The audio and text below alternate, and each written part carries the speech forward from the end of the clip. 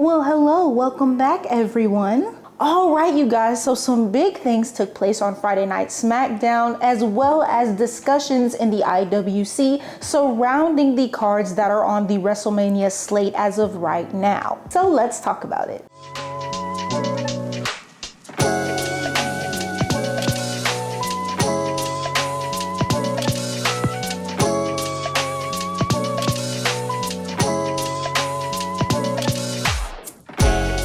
So first up, Rhea Ripley and Jade Cargill would have their first face-to-face since Rhea Ripley won the Elimination Chamber and since the whole back and forth on social media between the two. Now, in my last video, I told you guys that the exchange on social media is cute. You know, it's real cute, but these back and forths and these promos leading up to WrestleMania were going to be important. So let's first talk about what happened and then I will share my thoughts. So right off the bat, these two would start off their promos with a handshake, and I have to say, I didn't like that at all. First off, it's WrestleMania season, okay? And supposedly, these two women have smoke with each other. I don't want to see anything cordial. I do not want peace. I want problems, violence. And quite honestly, when either one of them stuck out their hand to do the handshake, I wanted at least either one of them to just smack it out the way, because no, we got beef. Now, from what I've seen, the IWC really did not care for this promo at all. They were saying it's terrible, that it's a disappointment. Personally, I did not think it was all that bad that people were making it out to be. However, I do have some issues with it. First, I wanted a little bit more of a back and forth. Second, I completely understand why people in the IWC would be disappointed by this, simply because we had seen so much unfold over social media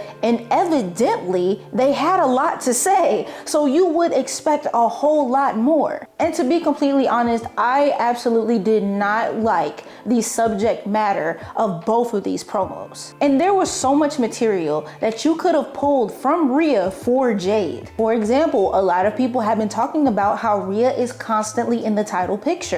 There have also been some resurfaced clips, including Bianca Belair from last year's build up to WrestleMania. Those could have been referenced. You also have the fact that Rhea was just in a tag team with Io Sky, someone who she has never beaten. I'm honestly surprised that Jade didn't reference that, saying maybe, oh, you could never beat Io, so you decided to join teams with her. There was so much material there, plus the actual exchange that happened on X. And somehow we ended up talking about physiques. Now, I will say, and this is where some of you are going to get mad at me, I do think Rhea's response was the better out of the two. So basically what Rhea did, she pulled the 8 Mile. She took every single thing that Jade said, flipped it on her and used it to her advantage, and then used the line that Jade uses against her. And Jade would basically state that she respects Rhea Ripley.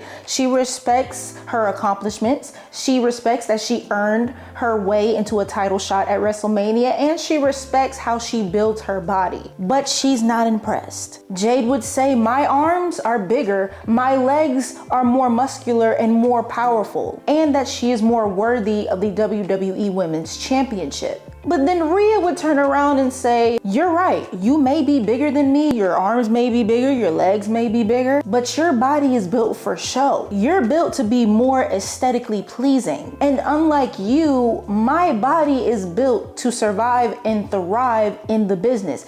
Basically what she's saying is, you're here to look good, I'm here to wrestle. And if you watch my videos, then you know that Rhea basically reiterated something that I have been stating myself. And that's that Jade has the look, but that's pretty much all it is as of right now. She really hasn't been booked to showcase anything special in the ring, and her character lacks depth, which is why I'm so confused as to why the WWE would have Jade talk about aesthetics. It honestly hurts her to talk about aesthetics. And now I also want to talk about this whole Rhea Hogan thing, or Rhea talking to creative narrative that's been going around. And quite honestly, it might be something that has always been around for a minute now, and I'm just coming across it. As we covered in my last video, Jade would make a post post basically stating that Rhea spends hours talking to creative. And some people in the IWC think that Jade made a good point because Rhea Ripley is always put into the title picture when it comes to WrestleMania season especially. And many would even say that Rhea Ripley tends to play victim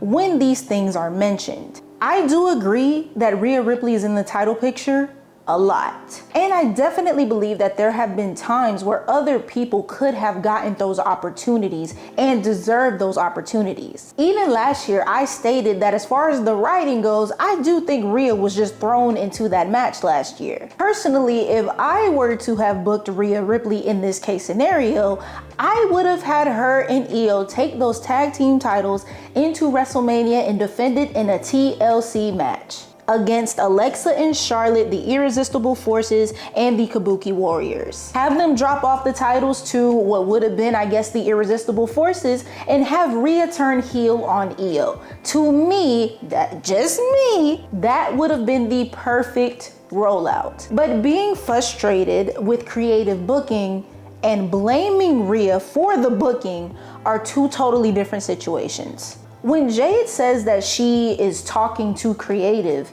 she is breaking the fourth wall. Once you start bringing up creative and or the writers of WWE, it no longer is just a storyline. It starts to become something else. And that's part of the reason why I really cannot get with this whole Unreal series. It's blurring the lines between what we are supposed to know, what we're not supposed to know, and blurring the lines between storyline and reality. This implication is that Rhea and or Demi, that she is going to creative to vouch for herself and to beg to basically be put into these situations and these opportunities. But I'm sorry, I just can't agree with that. Is the booking repetitive? Yes. Is it forced? Yes, I am not denying that. But on one hand, when it comes to Jade's title reign, you cannot sit here and say, oh, well, we can't blame Jade because she has no creative power. She has no input. They tell her what to say in her promos. They haven't booked her to be in any good matches and so on and so forth. But then turn around and blame Rhea for how the show is booked. That doesn't make any sense. To me, the reason why Rhea Ripley keeps getting put in these spots is simple. It's because she's good in the ring and she is good at her job. She is one of the best performers in the WWE, male or female. She's extremely over with the crowd. Rhea Ripley is a huge star and she's being booked like one. Simple. You don't have to like it. Sometimes I don't like it. But it happens with Charlotte, Becky Lynch, Roman Reigns, Cody Rhodes, Brock Lesnar, whoever you want to name. And I know some people are probably going to ignore everything that I just said and claim I'm racist or that I hate Jade, but whatever. That's the end of the video, guys. I hope you guys enjoyed it. And you guys let me know in the comments, how do you guys feel about the storylines that are building around the WrestleMania card so far? I love reading you guys' comments and engaging with you all. Like, comment, and subscribe, and I'll see you guys later.